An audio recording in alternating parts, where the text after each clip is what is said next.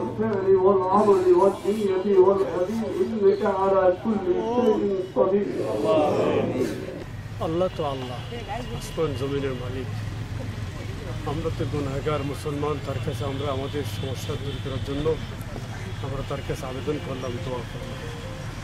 বাকি আমরা তার রহমতের দরজায় কতটুকু আমরা বড়া নাড়তে পেরেছি, কতটি দয়া আল্লাহ করবেন সে আল্লাহ পাকই জানেন।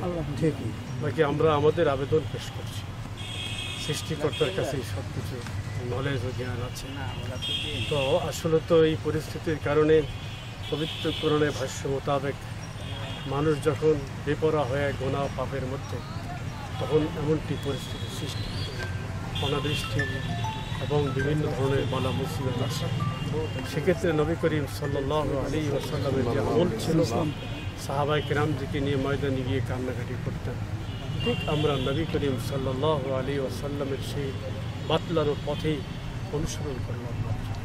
বাকি তখন তো ইমাম ছিলেন নবী করিম সাল্লাল্লাহু আলাইহি ওয়াসাল্লাম, আর মুসাল্লি ছিলেন সাহাবায়ে কেরাম, তারা তো পুণ্যবান ছিল।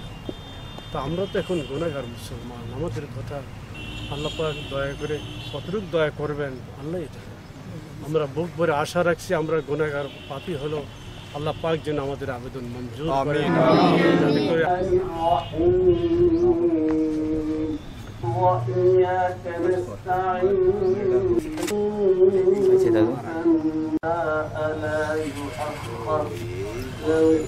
এবং সাথে সাথে রহমতের বৃষ্টি আমাদের জন্য নাজিল করেন, সেজন্য আমরা প্রার্থনা করেছি।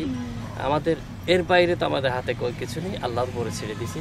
আল্লাহ রহমত করলে ইনশাআল্লাহ আল্লাহ রহমতের বৃষ্টি আমাদের উপর নাজিল হবে ইনশাআল্লাহ।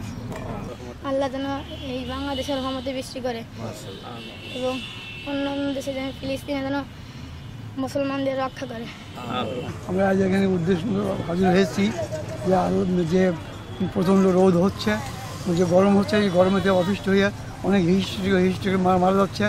আল্লাহ তাদের রহমতকে বৃষ্টি নাজিল করেন এবং পুরো দুনিয়া ঠান্ডা হয়। এখানে আসার কারণ তো সবার একটাই, বৃষ্টির জন্য আসা। এটা আসলে কষ্ট যে খুব বেশি তা না, যে ঘাম এটা খুবই নগণ্য।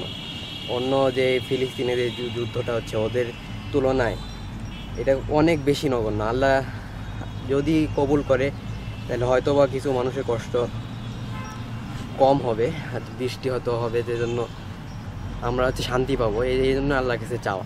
কাছে গোটা পৃথিবীতে বর্তমানে যে তাপদাহ চলছে, মানব সহ প্রাণীকুল অত্যন্ত কষ্টের মধ্যে আছে। আমরা গোটা পৃথিবীর মানুষ ও প্রাণীকুলের উপরে আল্লাহ রব্বুল আলমিনের যাতে রহমত বর্ষিত হয়, তার জন্য আজকের ঈদগাহ ময়দানে আল্লাহর দরবারে ফরিয়াদ করার জন্য, প্রার্থনা করার জন্য আমরা এখানে সবে হাজির হয়েছি। গোপালগঞ্জ পৌরসভার কেন্দ্রীয় ঈদগাহ ময়দানে এসেছি একমাত্র আল্লাহর রহমতের বৃষ্টির আশায়।